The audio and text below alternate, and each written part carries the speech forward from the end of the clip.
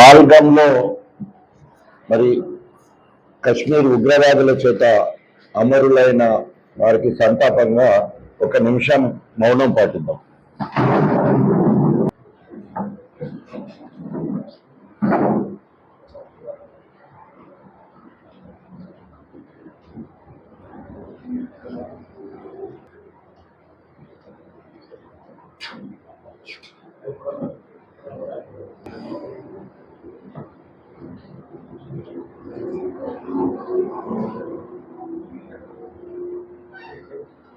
చేతుల అమరులకు జోహార్, అమరులకు అమరులకు జై తెలంగాణ.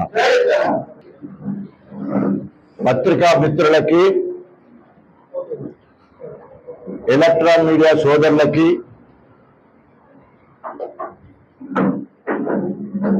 పార్టీ ప్రతినిధులకు, తాజా ప్రజాప్రతినిధులకు పేరు పేరున నా యొక్క నమస్కారాలు తెలియజేసుకుంటూ, నిన్నటి రోజున ఎల్కతుర్తి సెంటర్లో జరిగిన సిల్వర్ జూబ్లీ బహిరంగ సభను అంచనా మించి 15 లక్షలంటే దాదాపు 18 లక్షల వరకు రావడం, 2 లక్షల వరకు రోడ్ల మీదే ఎక్కడికక్కడ వాహనాల్లో ఉండడం జరిగింది. ఈ సభను దిగ్విజయం చేసినందుకు యావత్ తెలంగాణ బీఆర్ఎస్ శ్రేణులకు, తెలంగాణ ఉద్యమకారులకు, తెలంగాణ వాదులకు, తెలంగాణ అభిమానులకు, బీఆర్ఎస్ ప్రభుత్వంలో లబ్ధి పొందిన ప్రతి ఒక్కరికి హృదయపూర్వక అభినందనలు మరియు కృతజ్ఞతలు తెలియజేసుకుంటా ఉన్నాం.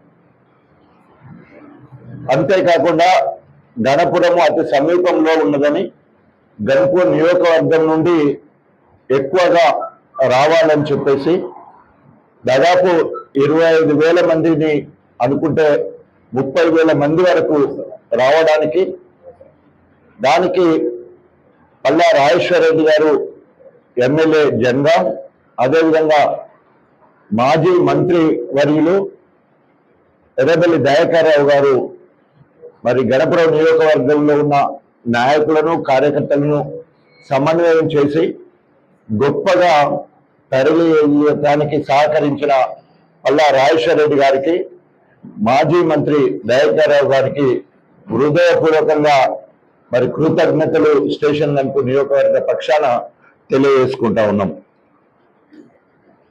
మూడవది, ఎన్నడూ లేని విధంగా నియోజకవర్గంలో ఉన్న ముఖ్య నాయకులందరూ కూడా కలిసికట్టుగా, మాజీ ప్రజాప్రతినిధులు, పార్టీ ప్రతినిధులు అందరూ కలిసి గొప్పగా సమన్వయంతో మండలాలు పోటీ పనిచేసిన నియోజకవర్గ ముఖ్య నాయకులందరికీ హృదయపూర్వకంగా శిరస్సు వంచి నమస్కారాలు తెలియజేసుకుంటా ఉన్నారు.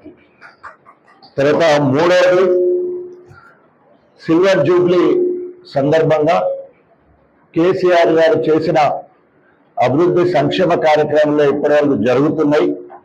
అటు బీజేపీ ప్రభుత్వం నుండి కానీ, ఇటు కాంగ్రెస్ ప్రభుత్వం నుండి కానీ ఏమి పనులు జరుగుతలేవనే ఉద్దేశంతో ఆయా పార్టీలకు రాజీనామా చేసి బీజేపీ నుండి, కాంగ్రెస్ పార్టీ నుండి అనేక మంది వివిధ సందర్భాలలో పార్టీలో బీఆర్ఎస్ పార్టీలో జాయిన్ అవ్వడం జరిగింది. వారందరినీ మరొకసారి హృదయపూర్వకంగా బీఆర్ఎస్ పార్టీలో పనిచేయాలని చెప్పేసి, వారి సేవలను వాడుకుంటామని చెప్పేసి హృదయపూర్వకంగా వారిని పార్టీలోకి ఆహ్వానిస్తా ఉన్నాను. ఇకపోతే కర్రేగుట్ట ఛత్తీస్గఢ్లో మరి ఎన్కౌంటర్లు జరుగుతూ ఉన్నాయి. కేంద్ర ప్రభుత్వము కక్ష కట్టి మరి మావోయిస్టులను కాల్చి చంపడం దారుణం. దీన్ని తీవ్రంగా ఖండిస్తున్నాం. వెంటనే కాల్పులు విరమించి ఈరోజు ప్రజాస్వామ్యవాదులు, స్వయంగా మావోయిస్టులు, అభ్యుదయవాదులు అందరూ కూడా మావోయిస్టులతో చర్చలు జరపాలని చెప్పేసి డిమాండ్ చేస్తూ ఉన్నారు. బీఆర్ఎస్ పార్టీ పక్షాన కేసీఆర్ గారు, కేటీ రామారావు కూడా మరి ఇప్పటికే వారు స్పందించడం జరిగింది. వెంటనే కేంద్ర ప్రభుత్వము మావోయిస్టులను చర్చలకు శాంతి చర్చలను జరపాలని చెప్పేసి కూడా డిమాండ్ చేస్తున్నాం. అదేవిధంగా కేంద్ర ప్రభుత్వం రిక్వెస్ట్ కూడా చేస్తా ఉన్నాం. ఇక ప్రస్తుత రాజకీయాలకు వస్తే ఇప్పటిదాకా ఒక లెక్క, ఇక ముందు ఒక లెక్క. 16 నెలలు పూర్తి కావస్తా ఉన్నది. 7వ తారీఖు వస్తే 17వ నెలకు ఎంటర్ అవుతా ఉన్నది రేవంత్ ప్రభుత్వం. రేవంత్ రెడ్డి గారు అలివిగాని హామీలు ఇచ్చి బాండ్ పేపర్ల మీద సంతకాలు పెట్టి ప్రభుత్వము రాకముందే కంటెస్టెడ్ ఎమ్మెల్యేలు ఎవరైతే ఉన్నారో, కాంగ్రెస్ పార్టీ ప్రతినిధులు ఎవరైతే ఉన్నారో వారందరి చేత బాండ్ పేపర్ మీద సంతకం పెట్టి ఇంటింటికి పంపించడం జరిగింది. అదేవిధంగా రాహుల్ గాంధీ చేత మేము చెప్తే నమ్మరని చెప్పి రాహుల్ గాంధీ చేత రైతు డిక్లరేషన్,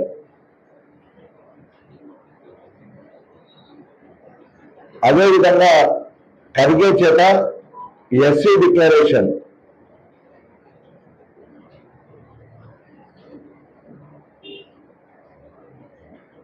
రాహుల్ గాంధీ చేత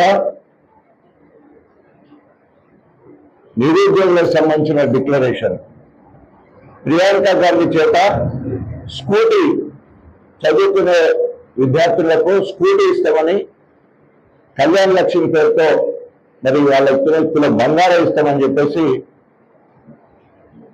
ప్రియాంక గారితో చేయడం. మొత్తము తెలంగాణలో సోనియా గాంధీ చేత కాంగ్రెస్ మేనిఫెస్టోను ప్రకటించడం జరిగింది.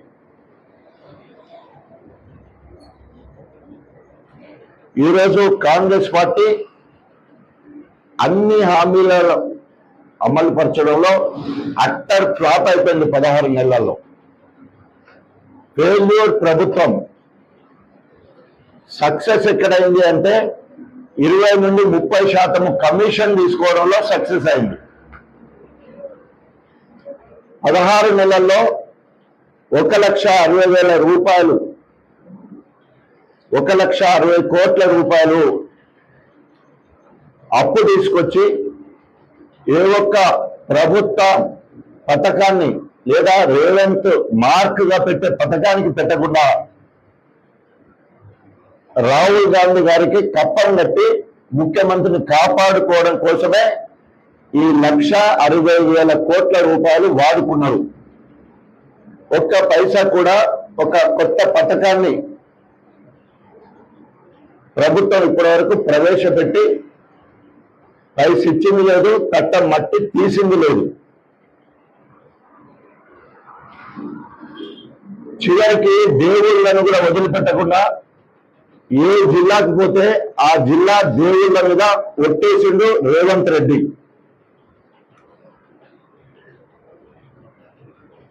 దేవుళ్ళ మీద కాకుండా కొడంగల్ అభివృద్ధికి సహకరించాలని మంత్రులందరి మీద కూడా ఒట్టేసిండు.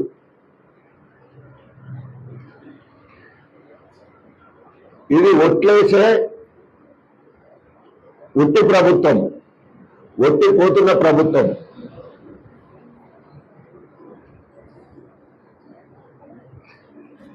చేయలేక చాతగాక చప్పబడ్డ ప్రభుత్వం. మహిళలకు 2,500 ప్రతి నెల మీ అకౌంట్ లో పడతాయని చెప్పి ఎగబెట్టిన ప్రభుత్వం రేవంత్ ప్రభుత్వం.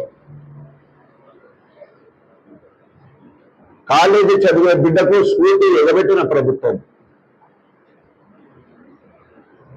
కళ్యాణ లక్ష్మి ఆ పెళ్లి కూతురికి తులం బంగారం అని ఆశ పెట్టి ఆ ఆశ పెట్టి పెళ్లి చేసినప్పుడు మీకు తులం బంగారం వస్తుందంటే ఆ అత్త వాళ్ళు ఆశపడ్డారు. ఇవాళ తులం బంగారం తీసుకురాపో అని చెప్పేసి పంచాయతీ పెట్టే పరిస్థితి ఉన్నది. 2,000 పెన్షన్ 4,000 చేస్తానని చెప్పేసి అలివి కానీ హామీ ఇచ్చిండు. వికలాంగులకు 4,000 కాదు 6,000 ఇస్తారని చెప్పేసి ఉత్తర ప్రగల్భాలు పలికింది రేవంత్ రెడ్డి.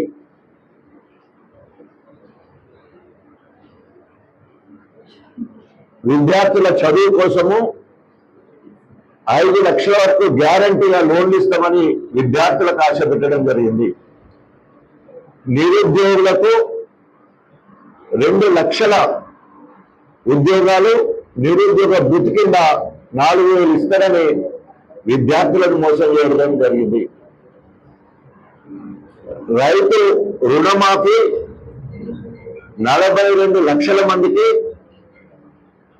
31 లక్షల రూపాయల రుణమాఫీ ఏకకాలంలో చేస్తా, డిసెంబర్ 9కే చేస్తా అని చెప్పి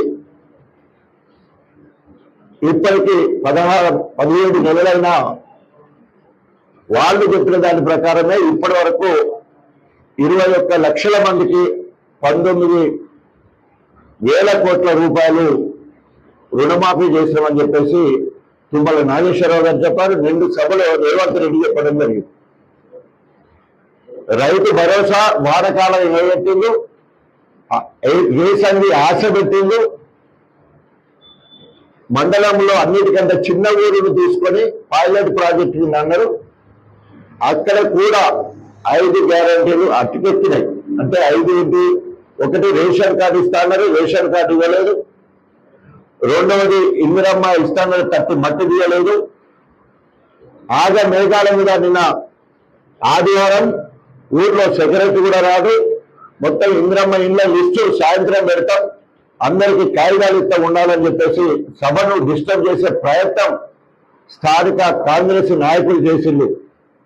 కానీ ఎక్కడ కూడా ఇందిరమ్మ లిస్టు పెట్టలే, ఇందిరమ్మ ఇల్లు మంజూరైనట్టు కాగితం ఇవ్వలే. సభను ఫెయిల్ చేయాలని ఒక కుట్ర చేయడం జరిగింది. ఇందిరా ఆత్మీయ భరోసా పేరు మీద జాబ్ కార్డు ఉన్న వాళ్ళందరికీ 12,000 రూపాయలు ఇస్తామని ఆశపెట్టి ఏ ఒక్కరికి కూడా ఇందిరా ఆత్మీయ భరోసా దానికి సంబంధించిన డబ్బులు ఇవ్వలేదు. రైతు రుణమాఫీ ఆ పర్టికులర్ విలేజ్లో కూడా పూర్తిగా కాలేదు. రైతు భరోసా కూడా ఆ ఊర్లో పూర్తిగా ప్రభుత్వ నిబంధనల ప్రకారం ఇస్తామన్న వాళ్ళకు కూడా, సాగు చేసే భూములకు ఇస్తామన్న వాళ్ళకు కూడా ఇప్పటి వరకు రాలేదు. ఎన్ని రకాలుగా అవిని కానీ హామీలు ఇచ్చి 6 గ్యారంటీలు ఇచ్చి నమ్మించి నానబోస్తే పిచ్చి బుర్రలైనట్టు ఎలా కాంగ్రెస్ ప్రభుత్వము అట్టర్ ఫ్లాప్ ప్రభుత్వంగా చరిత్రలోకి ఎక్కింది. బీఆర్ఎస్ ప్రభుత్వము నెంబర్ 1గా భారతదేశంలో ఉంటే నిన్న మొన్న వచ్చిన సర్వేలో 14వ స్థానానికి దిగజారింది. రాష్ట్ర అభివృద్ధి కానీ సంక్షేమ కార్యక్రమాలు కానీ అన్ని రకాలుగా ఈరోజు రేవంత్ రెడ్డి ప్రభుత్వము ఏ ఒక్క పని చేయలేదు. కానీ 2,000 కోట్ల విలువ గల ఇళ్లను హైదరాబాద్తో కూల్చేయడం జరిగింది. ఆనాడు బీఆర్ఎస్ ప్రభుత్వము ప్రభుత్వ స్థలాల్లో ఇల్లు కట్టుకుంటే రెగ్యులరైజ్ చేయడం జరిగింది.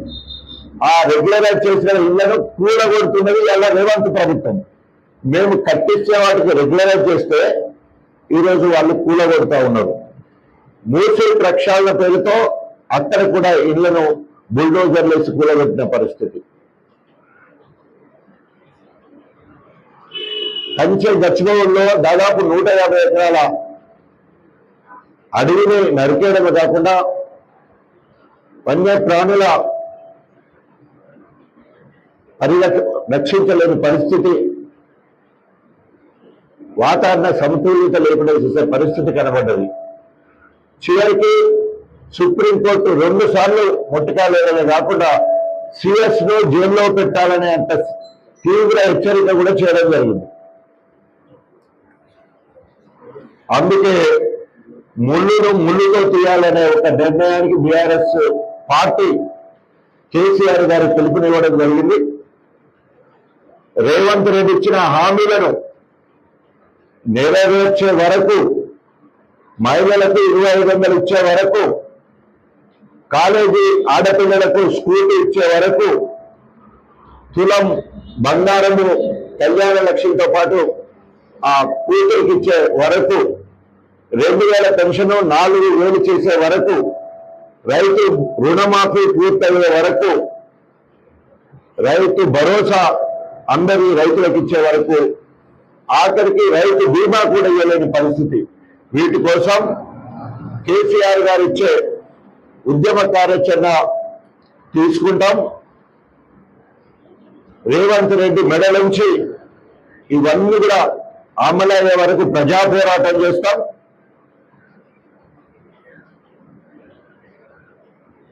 ఒకవేళ నెరవేర్చకపోతే గద్దె దించే వరకు ప్రజా పోరాటం చేస్తామని చెప్పేసి హెచ్చరిస్తా ఉన్నాం.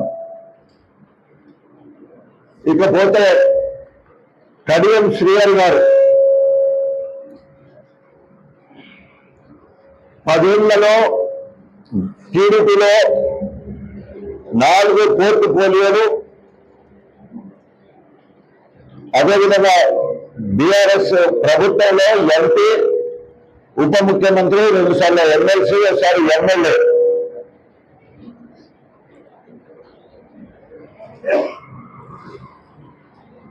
స్టేషన్ గన్పూర్ నాకు జన్మనిచ్చిన, రాజకీయ జన్మనిచ్చిన స్టేషన్ గన్పూర్ అని చెప్పుకుంటారు. కానీ గన్పూర్కు చేసింది శూన్యం. 2004 నుంచి 2023 వరకు, ఇట్స్ అ ఛాలెంజ్. 2004 నుండి 2023 వరకు గణపురం నియోజకవర్గంలో ఒక్క కొబ్బరికాయ కూడా కొట్టలేదు. ఒక్క పథకానికి లేదా అభివృద్ధికి శంకుస్థాపన చేయలేదు.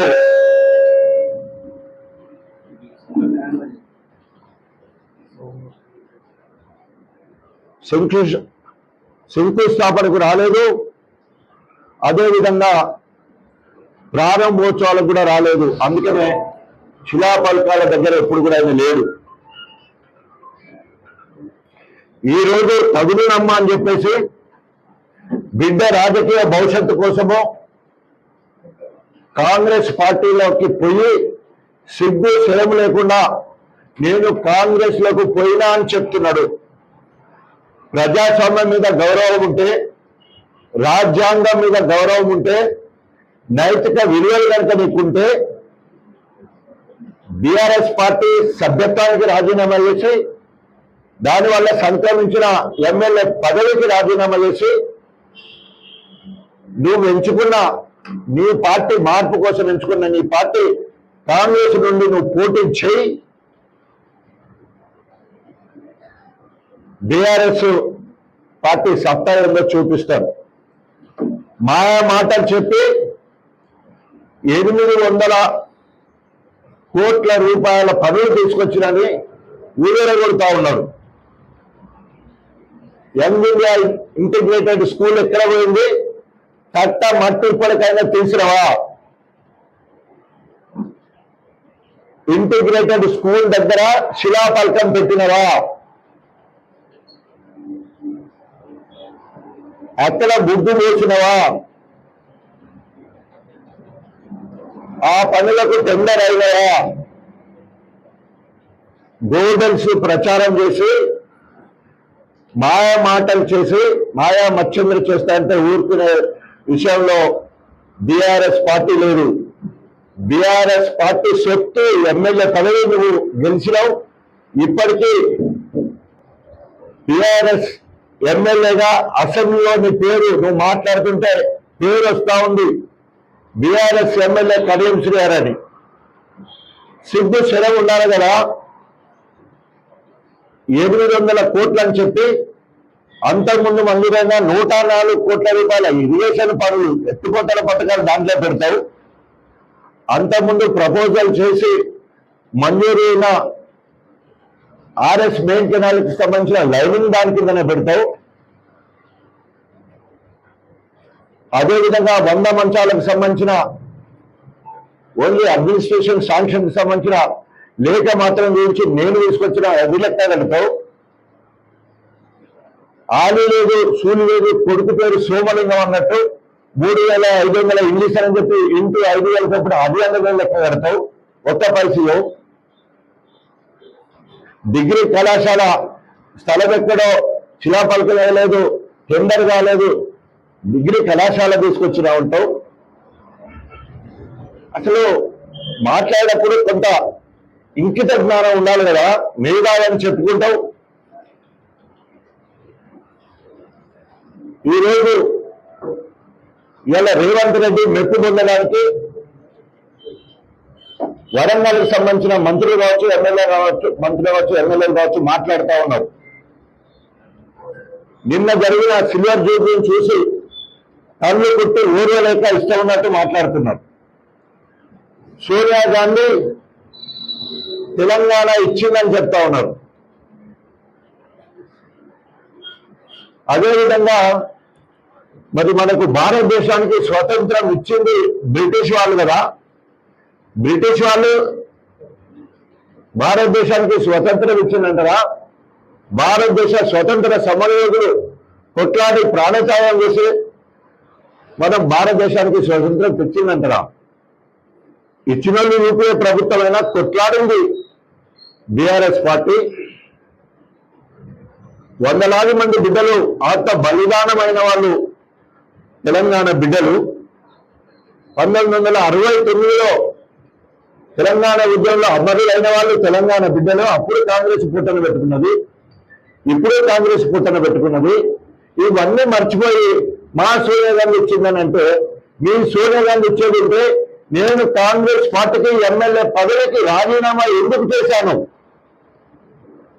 డిసెంబర్ 9, 2009 సోనియా గాంధీ పుట్టినరోజు తెలంగాణ ప్రక్రియ మొదలైందంటే 10 రోజులు తిరగక ముందే మళ్ళా వెనక్కి తీసుకోవడం వల్ల వందలాది మంది బిడ్డలు ఆత్మ బలిదానాలు చేసుకున్నారు. సోనియా గాంధీ వల్ల, కాంగ్రెస్ పార్టీ వల్ల ఇస్తానని ఆశ పెట్టినందుకు ఆత్మ బలిదానాలు చేసుకున్నారు కాంగ్రెస్ వల్ల.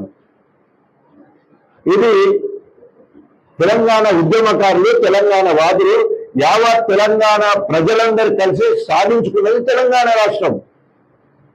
సోనియా గాంధీ గారు దాదాపు 36 రాజకీయ పార్టీలు అన్ని కూడా ఏకగ్రీవంగా తీర్మానం ఇవ్వడం జరిగింది తెలంగాణకు అనుకూలంగా. అదేవిధంగా పార్లమెంట్ లో బిల్ పెడితే అన్ని రాజకీయ పార్టీలు సపోర్ట్ చేయడం 2/3 మెజార్టీ. ఈ రకంగా ఆర్టికల్ 3 ప్రకారము అంబేద్కర్ గారు పెట్టిన భిక్ష ఇవాళ తెలంగాణ రాష్ట్రం అయితే, సిగ్గు శరం లేకుండా రేవంత్ రెడ్డి మెప్పు పొందాలనే ఉద్దేశంతో కేసీఆర్ మీద అవాకులు చెవాకులు మాట్లాడుతున్నారు. మీకు దమ్ము ధైర్యం ఉంటే ఎమ్మెల్యేలందరూ ఇట్లా మాలాగా కూర్చొని ఒక్కసారి స్టేట్మెంట్ ఇవ్వండి, లేదా మంత్రులందరూ ఇట్లా కూర్చొని, క్యాబినెట్ మంత్రులందరూ కూర్చొని ఒక స్టేట్మెంట్ ఇవ్వండి, లేదా రేవంత్ రెడ్డి పక్కన క్యాబినెట్ మంత్రులందరూ ఒకసారి కూర్చొని ఒక స్టేట్మెంట్ ఇవ్వండి. మంత్రులకు మంత్రుల మధ్యలో సంబంధం లేదు, ఎమ్మెల్యేలకు ఎమ్మెల్యేల మధ్యలో సంబంధం లేదు, ఒక జిల్లాకు సంబంధించిన ఎమ్మెల్యే అందరిలో ఒక దగ్గర కూర్చోలేరు. మీరా ఇవాళ బీఆర్ఎస్ కేసీఆర్ గారిని విమర్శించడం. తస్మా జాగ్రత్త. ఇప్పటికీ మీకు 16 నెలలు అయిపోయింది, ఇంకా 3 నెలల సమయం ఉన్నది. ఇచ్చిన హామీలు నెరవేర్చడానికి చిత్తశుద్ధితో పనిచేయండి, ప్రజల ఆదరణ పొందండి. ప్రజాపాలన అనడానికి నిర్వచనం గిరి అని చూపించుకోండి. కానీ గుడ్డెడ్డు చేర్ల పడ్డట్టు రేవంత్ ఏం చెప్తారు తండానా అనడానికి మీరు తండానా మంత్రులు కాదు, తండానా ఎమ్మెల్యేలు కాదు. తస్మాత్ జాగ్రత్త. ఇకపోతే ఈరోజు గణపురం నియోజకవర్గంలో అక్రమ అరెస్టులు జరుగుతున్నాయి. దీనికి ప్రధాన సూత్రధారి కడియం శ్రీహరి. 94 నుండి 2004 వరకు 10 సంవత్సరాలలో పోలీసుల మీద ఒత్తిడి తీసుకొచ్చి ఆనాడు ఎన్కౌంటర్లకు ఆజ్యం పోసింది కడియం శ్రీహరి గారు. ఎన్కౌంటర్ల స్పెషలిస్టులను తయారు చేసిండు కడియం శ్రీహరి గారు. ఆనాడు ఎన్కౌంటర్ జరిగినాయి, పోలీసు నిర్బంధం ఆనాడు సైకించడం. 2004 నుండి 2023 వరకు ఫ్రెండ్లీ పోలీసు ఉండేది. నా ప్రజలకు నేను రక్షకుడిగా ఉన్నాను.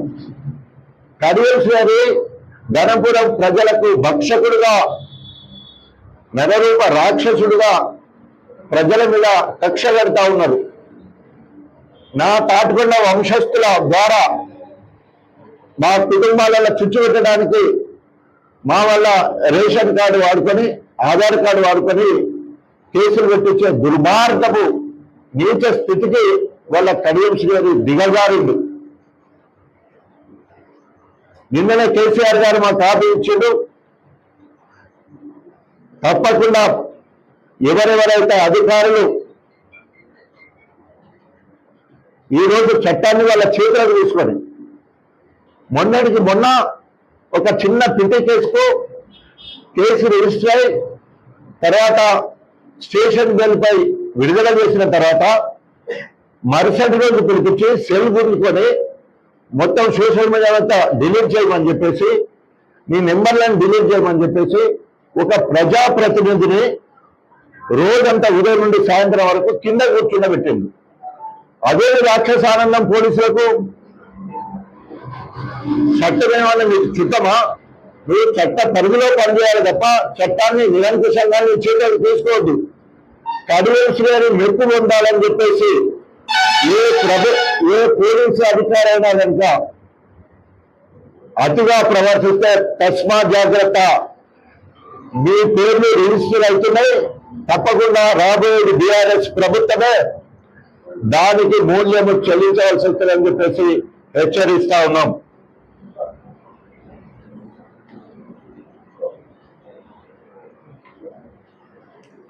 కేసీఆర్ గారు ఈరోజు కార్యకర్తలందరికీ మనోధైర్యాన్ని ఇవ్వడానికి లీగల్ బడ్జెట్ అంటే అక్రమ కేసులు పెట్టినప్పుడు 10 కోట్ల రూపాయలు లీగల్ బడ్జెట్ పెట్టి పార్టీ పరంగానే సోషల్ మీడియా వారియర్స్ కానీ లేదా పార్టీ కార్యకర్తలకు నాయకులకు లీగల్గా కష్టం వచ్చినప్పుడు ఈరోజు ఒక లీగల్ టీంను ఏర్పాటు చేసి వాళ్ళ ద్వారా కార్యాచరణ చేయడం జరుగుతుంది. దయచేసి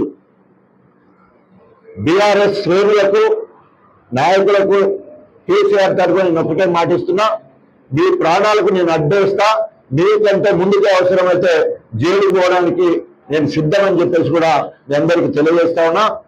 ఇప్పటికైనా అక్రమంగా మీ చట్టాన్ని ఒకవేళ కనుక తప్పు చేస్తే కేసు పెట్టండి, కోర్టుకు పంపించండి. కొట్టడం కానీ తిరుచపల్లిలో రమేష్ అనే అబ్బాయిని విచ్చలవిడిగా 3rd డిగ్రీ ఇతడి ఉపయోగించి కొట్టడం జరిగింది. పడుకోబెట్టి కాళ్ళ మీద ఒక పోలీసు నిలబడితే మరి అదేమంటారు కర్రతోని లాఠీతోటి పట్టతోటి కొట్టిన సందర్భం. ఈ రకంగా గణపురం నియోజకవర్గంలో 1994-2000 మధ్యలో జరిగిన నిరంకుశ పాలన, అక్రమ ఎన్కౌంటర్లు ఆ రోజు ఉంటే ఈ రోజు అక్రమ నిర్బంధాలు, పోలీసులు మరి వాళ్ళ చట్టాన్ని చర్యలు తీసుకొని కడియం శ్రీహరికి మెప్పు పొందడానికి ఈ రోజు పోలీసులు ప్రవర్తిస్తున్నారు. తస్మా జాగ్రత్త అని చెప్పేసి హెచ్చరిస్తూ రేపు రాబోయే రోజుల్లో ఒక పక్క ఇక్కడ కడియం శ్రీహరి ఇచ్చిన హామీలు నెరవేర్చాలి, 800 కోట్ల పనులు ఏదో చూపించాలా. ఆయన చెప్పిండు 18 నెలల్లో ఇవన్నీ పూర్తి చేస్తామని చెప్పిండు. సో మా పార్టీ పరంగా గెలిచిన కడియం శ్రీహరి 800 కోట్లు తీసుకొచ్చి పనులు చేయాలని డిమాండ్ చేస్తా ఉన్నాం.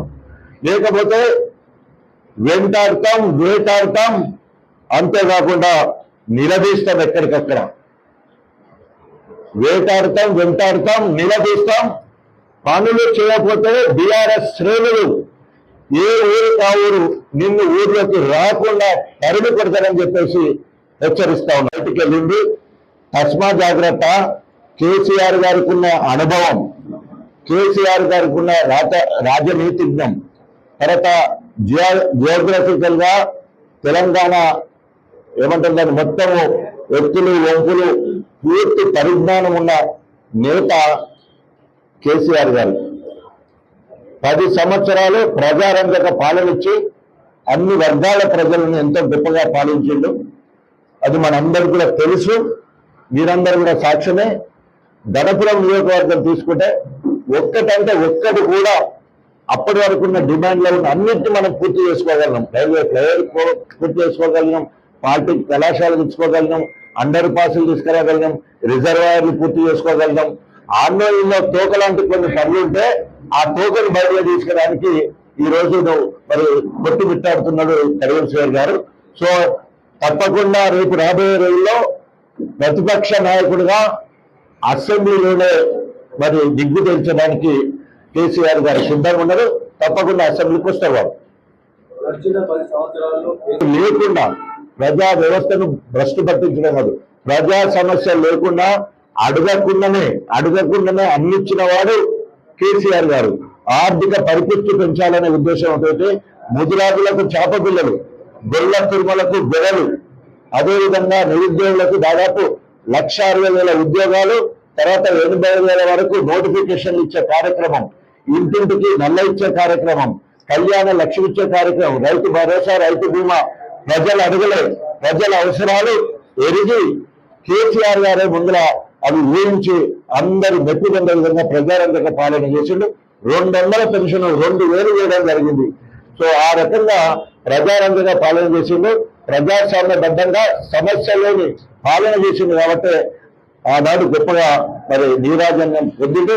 ఇప్పుడు 16 నెలల్లో ప్రజాపాలన ఎంత భ్రష్టు పట్టిందో ఈ రోజు ఒక్కసారి సోషల్ మీడియా మీరందరూ చూస్తే ఆ భ్రష్టు ఎంతగా పట్టింది, ఎట్లా తిడుతున్నారో కూడా మీరందరూ చూస్తున్నారు. తప్పని మనం తీవ్రంగా ఖండిస్తున్నారు.